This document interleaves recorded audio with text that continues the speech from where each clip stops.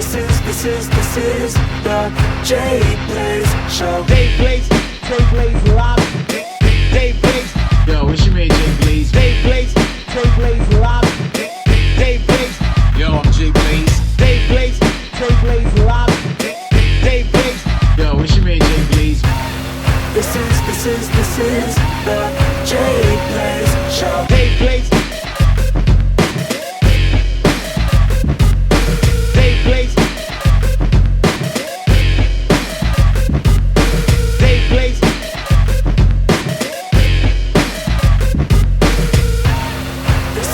This is the Jblaze Show. Yo, it's your man Jblaze, inaccess.com. Experience the life. Yo, it's cool you're connected right now to the podcast. And I'm telling you, man, today is going to be a great connection for you to hear what's going down with the podcast. And I got somebody, a good friend for mucho años. And the good thing is I could possibly speak Spanish. He might or might not understand, but it doesn't matter because I'll translate. I got my man all the way. I mean, I know him from St. Louis, but shout out to my man. How's it going, Flame? Como está, amigo? What's going on, boss, man? All is well, man. Glad to be on the line with you, man. We go back, so it's good to catch up, man. Yo, it's been a long time, man. It also is a pleasure, man, to have you on the podcast, man. Somebody I've known for quite a long time. I mean, every time I speak to you, I try to go back to that, so I'm going to try not to do this time because we go back since Cross Movement. But listen, yo, Flame, excited, man. You're with us. You're connected. Got some real great questions and things I've been looking at, checking you out for a while. First of all, it's been, and I'm sorry we go back here anyway. It's about 10 plus years. We won't give them the exact years, but we'll say 10 plus. You know what I mean? Yo, talk to me. What's happened in the last 10 years with Flame, man? I mean, that's a really hard question to answer in a one phrase answer. I know when I met you weren't married. And now you are. And now you're indie. You're no longer with a label. But give me some, I guess, if you could break it down quickly, what has really changed with Flame as a whole? Yeah, overall, man, I think if anything, I just continue to learn people, human behavior, how to serve better through the music ministry, through just personal interaction with people, man. So it's just been a great process of learning that through the music business, through marriage, through interactions with my local church, through my travels in different countries, different parts of the world, and just understanding human behavior and how the gospel fits all of our experiences. So I've been able to hone in a special and unique way because of these experiences over the last 10 years.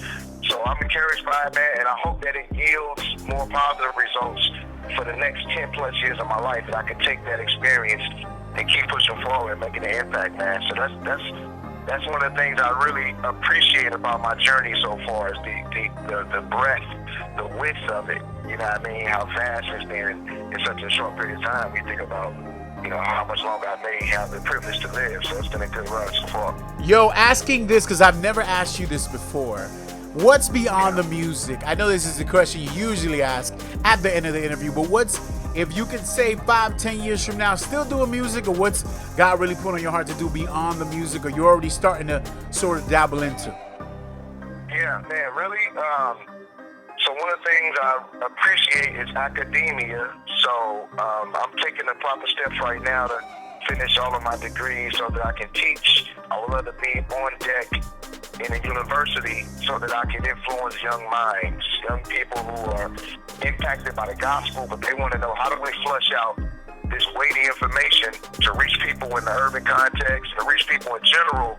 And I want to take my experience alongside of my theological training and just raise up a generation of young people in a classroom setting, and then send them out to their local churches prepared, prepped, and ready to go. You know what I mean? That's one component. And then the other component, I really want to figure out how to establish something, maybe something like a learning center in the inner city context, where people can get basic tutoring and training and extra help, extracurricular things, but from a Christian perspective, man. So I'm looking towards figuring that out as well for the next stretch of my life, man. When you talk about theology, the urban context, It's funny because I'm Latino, you're Black American. I'm really trying to figure out, do you think as a whole America has taken or embraced, been able to connect theology in the urban context and actually reach people in the urban setting? Or do you feel at the same time it's just been a disconnection, there hasn't been the proper training?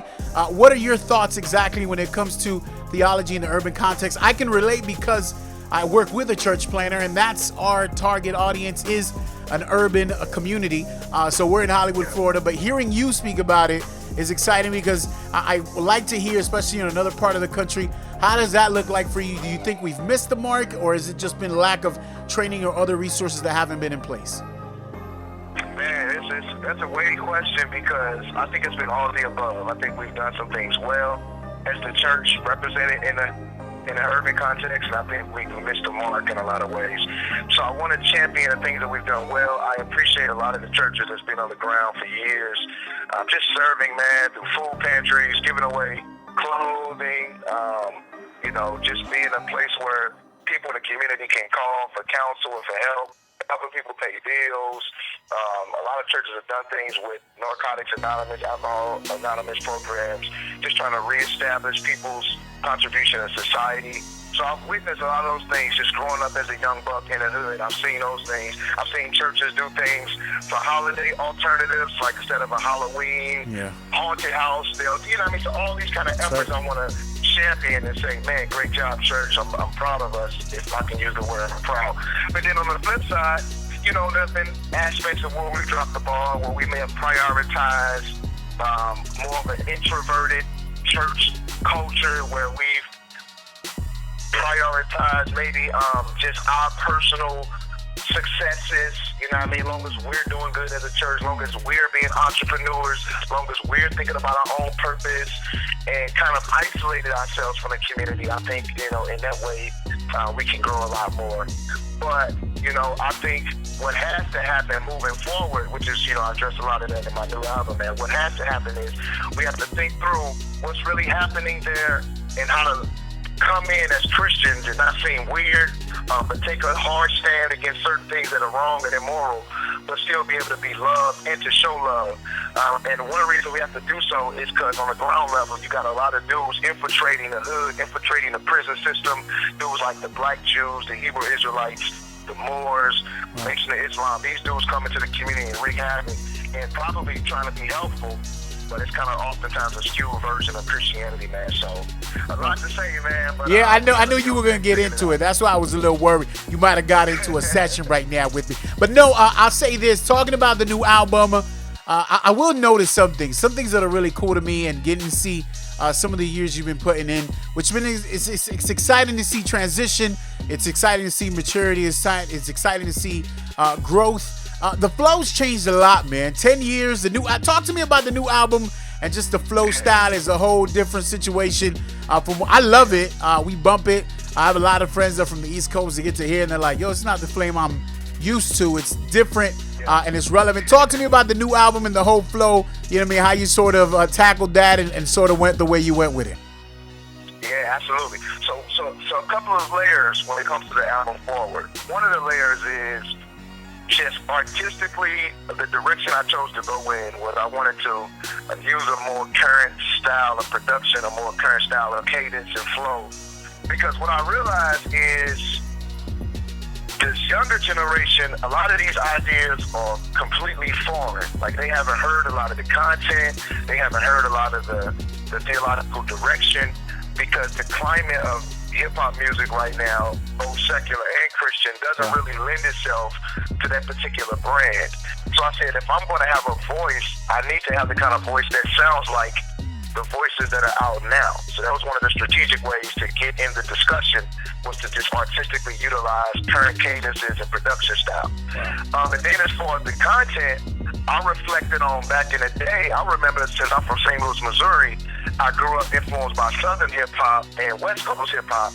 Obviously, East Coast hip-hop was the foundation, but the kind that really moved me as an 80s, 90s hip-hop lover was the West Coast and Southern influence style hip-hop. So when I first heard my favorite Christian rap group, Cross Movement, switched their style up, and they did a song called, I think it was called Han What? It was Yeah. just like a, Yeah. yeah, you know what I mean? It had a Midwest Southern style, and I felt like, man, these dudes served us well by giving us the same content, but stylistically they gave it to us in a way that we can digest. And I remember as a 16-year-old, 17-year-old Christian, I appreciated that so much that it made me say, man, salute to these guys for caring about other regions and how to reach them with the gospel. So in the same spirit, I wanted to utilize that with this approach in this album. And then the content, like I said, just talks about the weighty things that's going on in society, social issues, but connecting a dot on how to think about it and progress from a Christian perspective. Because that's the thing I think we need to have a discussion about. Yo, and talking about that, it's something that I noticed in the album.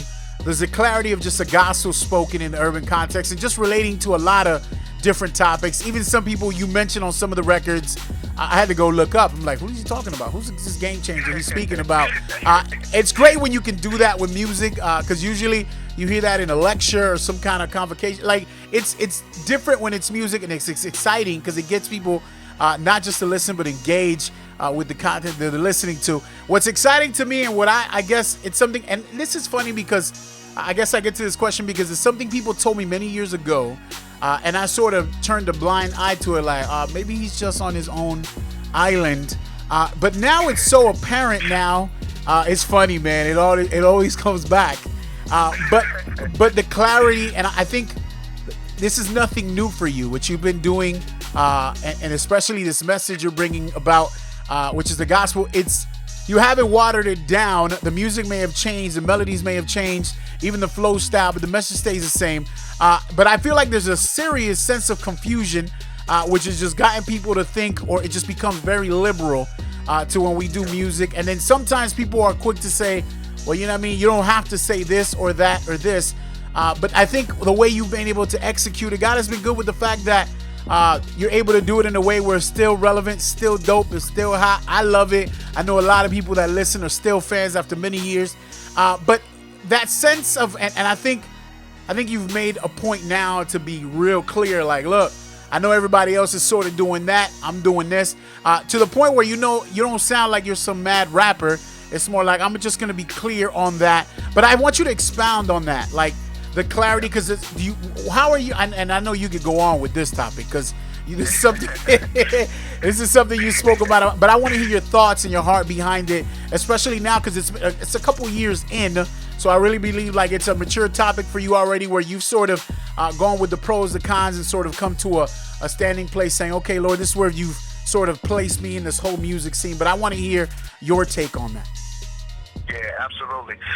So, man, great question. Obviously, I can go for a minute on it because I'm passionate about it. And, but I'll give you my succinct but thought out, response. So one of the things is experientially. So when I first became a Christian, I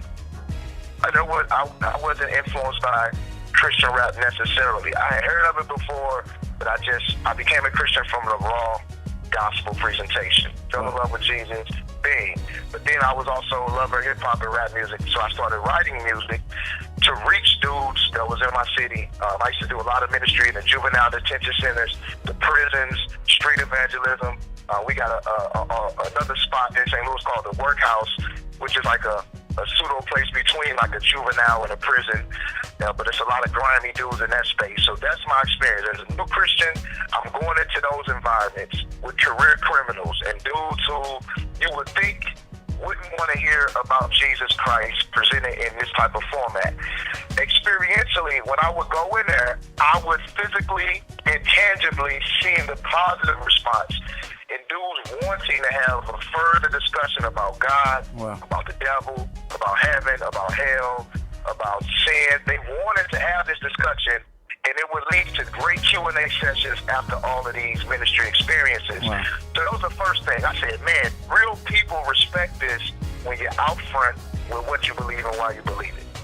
And then when I had the opportunity to meet my homie Dizzle, at this point he was called Unk, and he was a dude pretty much running like this part of the west side of my city. Like you couldn't even go to this side of the town without knowing Dizzle. He was that guy. You know what I'm saying? Wow.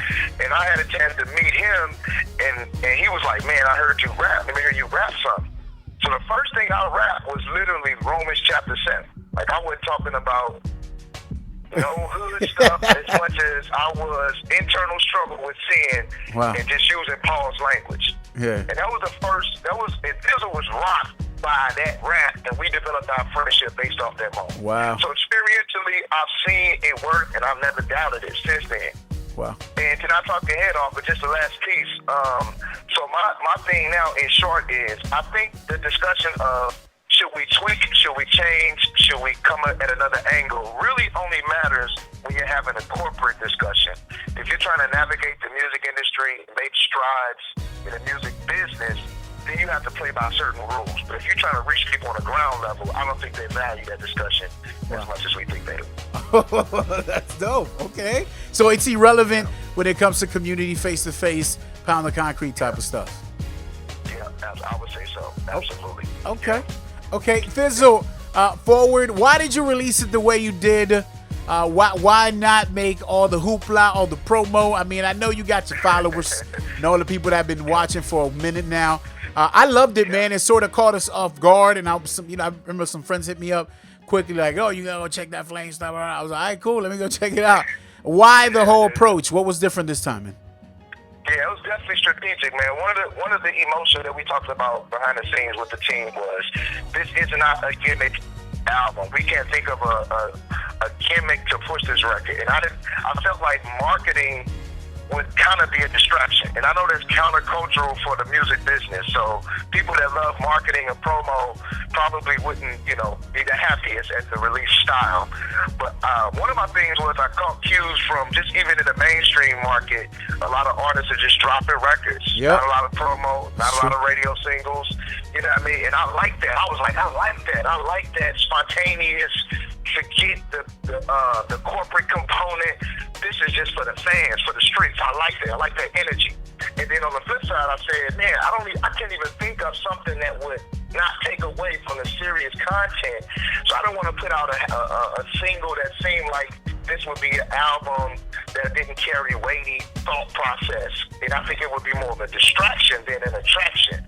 So Wow. I said, man, let's just quietly put the record out. Maybe a week or so before we drop it, we'll release a record and a video to let you feel the spirit of it.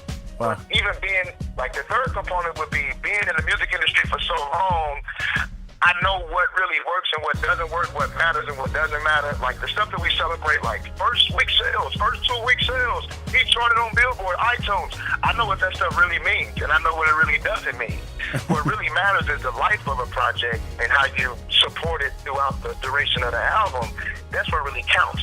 So I was just going for straight authenticity, and I said I'm going to put a lot of energy and time on the back end rather than the front end, because I want the album to stand the test of time rather than just to get a super surge on the front end, and then that's it. I didn't want to take that route.